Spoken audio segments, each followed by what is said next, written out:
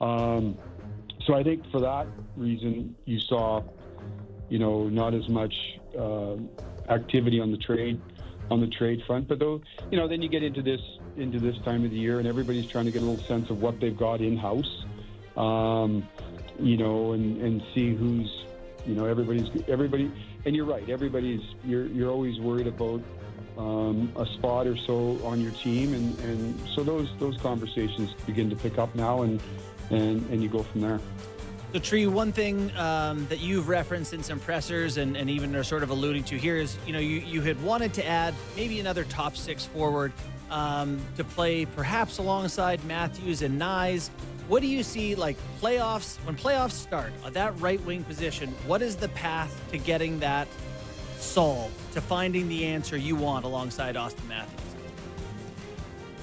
Well, I think step one right now is seeing, I know everybody's focused on that one spot, and I get it, and certainly we are, but you don't know where chemistry is going to come from, right? You don't know where, who may have a match. You can sit here and put it down on a piece of paper, but everybody will have an opinion on it. But until you get out on the ice and you see who fits with who, and some of it too is sort of the job description, right? We all know what the prototypical top six forward looks like in terms of creating offense and those types of things, but sometimes it needs a little bit of a different ingredient, whether it's defensive play or somebody that can get in on a forecheck and create loose pucks, create space, all those types of things. So I think for us, we're not going to get ahead of ourselves in looking at the playoffs. We're looking at, and it sounds like a motherhood statement, but we're just kind of looking at tomorrow, right? Like that we got to go through camp here and see if there's chemistry with different guys that we have right now. And so that's the process, right? You practice, you talk, Chief and I'll talk every day. We talk with our staff in here of different ideas. You're looking internally, you look externally. It's easy to say, let's go get a top six forward. Well, who is that? What is the cost? So that's really where we're focused at, Justin, is okay, we've got our group in camp, or 6 days in or whatever we are. Is there a fit? We've seen Michelli up there. Right now they've had one preseason game under their belts. Max is just now back joining the group. He was working through an injury the first few days. So, and maybe there's some other, maybe there's something else internally. So we're going to continue to look internally, while also continue to look outside and see is there an availability for somebody that can come in and help us. You're watching and listening to the general manager of the Toronto Maple Leafs, Brad Treliving. Tree, in our heyday, man, you had a lot of tomorrows in training camp, 2-a-days, 10, 12 exhibition games, plenty of time to kind of sort things out. That's not the case anymore, and I'm just wondering, with such a compressed schedule now for exhibition games and knowing that we're a little over a week to game one, how much pressure does that put on someone like Easton Cowan, who's trying to crack the opening lineup, to Michelli to show chemistry, to some of the other guys who are challenging as well? Yeah, I think, Nick, you're right. The camps are different now. You go through them pretty quick. I think there's different stages of camp. Like, the first 3 days are really sort of a grind. So the grind 3 days is getting all the summer skate off and getting back to bumping a little bit, and then you get into the next phase, which is, from the coach's perspective, a little bit more system play, probably a little bit more teaching. And now you start, there's competition within camp, right? We've got a lot of, specifically talking up front, we've got a lot of players here. So there's competition in where, like you said, where you can find chemistry, where you fit. As far as a young player, I think it's really important for them just to keep the picture small, right? Like you start, I know everybody, and you guys do a great job of projecting stuff and opening day rosters and where's everybody going to fit and how do you make a team? Well, how do you make a team is you just stack a good day on top of a good day. So for a guy like Easton, his focus has got to be small, of just getting ready and having because for those guys, the window is small, right? The window is short. I always tell young players, don't dip your toe in, because you're going to wake up and all of a sudden 3 or 4 days have gone by, and people start making decisions. So just start putting good day after good day. Worry about today. That's all you can really worry about, and then you recharge and get ready for tomorrow. And in Easton's case, I think he's had a really good camp thus far, right? I know him and Craig have talked a lot leading up to camp of just some of the things that he wants to see.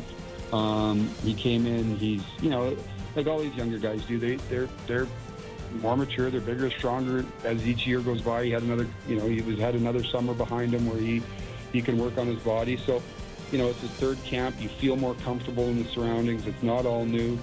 So I think, in particular, two young guys that have caught my eye is Easton and Ben Danforth's had he played again last night, and I thought acquitted himself really well. And for them, it's keeping the picture really small. Just worrying about tomorrow. Don't get 2 weeks ahead of yourself or 3 weeks ahead of yourself, or start looking around at the numbers. You can't control any of that. You can just control how well you play, and I think both have acquitted themselves well. There's some other action going on around your roster right now. In terms of the Joseph Woll absence, I know, we're not going to get into what specifically is going on, but I am curious how much of your time finding a solution there is being used. Is it something serious that you've got to make plans for, or is this something that just kind of wait for him to come back? Yeah, I mean, we're going to give Joe some space, and I appreciate that. Justin, excuse me, he's doing well. And for right now, Joe's not available to us. So we're there to support him and do everything we can, and we certainly expect him back. But at this point, we don't know when that is. So it's like anything, right? An opportunity now presents itself for somebody else. We think we've got good depth at the position. Does that mean that we don't continue to look? You're always looking. Right now, if something didn't, at every position, you're looking at ways to get better, right? You're always looking ways to get better. Is there something out there that's better than what we have? That's sort of the question we ask our staff every day. We like this player out here. Okay, what does he do? Who's he better than in what we currently have? So we do that at all positions. Joe's situation, has put us in a position where we look at it, but we also want to give an opportunity to Dennis right now and Artie, and in Dennis's position, this was kind of his time for me, right? Like, he's had 2 years now over in North America. He's going into his third year here. He's shown, he's been spectacular at times in the American Hockey League. He got a little taste last year. So he's had a really good camp thus far. He was real good last night. So there's an opportunity that opens up for him, right? And so now your job as a player is grab a hold of it, and myself and our staff will continue to look whether a player was taking a leave or not.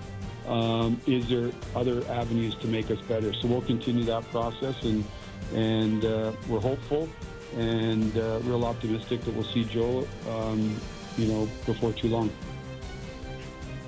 Brad, you may feel like you have depth, but what you definitely don't have is experience now. And this is an organization that we've seen third goalies like a Matt Murray in the past to be a little bit of that cushion here. So in your mind moving forward, is there a cutoff date if in fact that, you may not have Joseph Woll for 2 weeks, 3 weeks, a month? Is there depending on what you see early, is it a short leash for these guys to back up Stolars?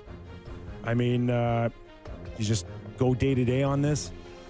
Yeah, it's a little bit all of the above, Nick, and this is something that we talked a lot over the summer with before any of this came up is if you go back a couple of years, we had Marty Jones in here, and really the feeling was have more depth there, and to your point, more experience depth. Going to last year, Matt Murray came off double hip surgery. In Dennis's case, he'd only had 1 year under his belt there. We had two, if we go back to last year at this time, we had, we were between Joseph and Anthony. There's question marks there on the number of games that they've played. And we wanted just to have a little bit of insurance blanket. And, at some point, you have to, you have to have people swim a little bit. You got to take the training wheels off and let them ride. And, that's certainly the case that we're looking at with Dennis right now. Now, that's not to say we continue to look and say, is there other avenues to support us better here, hopefully in the short term, and we'll continue to look at that.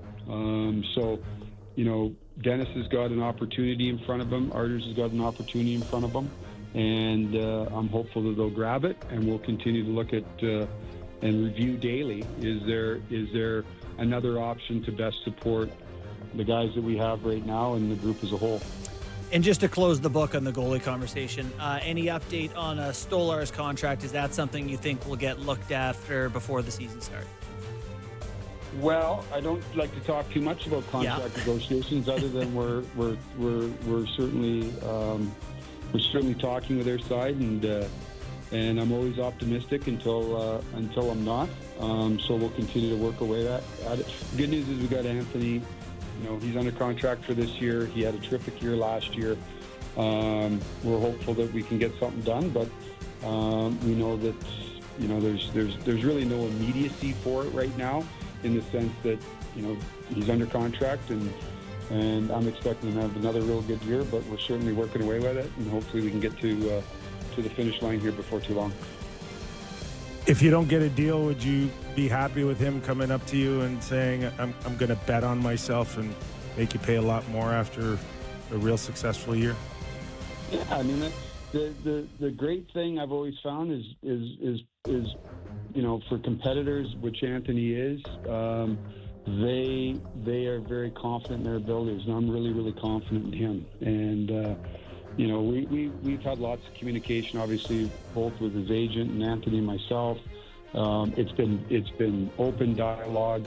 I think we both know where each other's side is, and like I said, I'm confident that we can get something done. But I don't look at it as a dire situation at all. I look at it as he's poised to have a really good year. If we can get something that gets done before the season starts and give us some certainty there, that would be my preference. But if not, I know we're going to have a real motivated player to go out having a really good year. Brad, a couple more for you here. Appreciate your time today. Just want to ask you about a new look bottom six this year. You bring in a couple of big bodies in Joshua and Waugh, and there's just a lot of bodies right now. You guys have, I would say,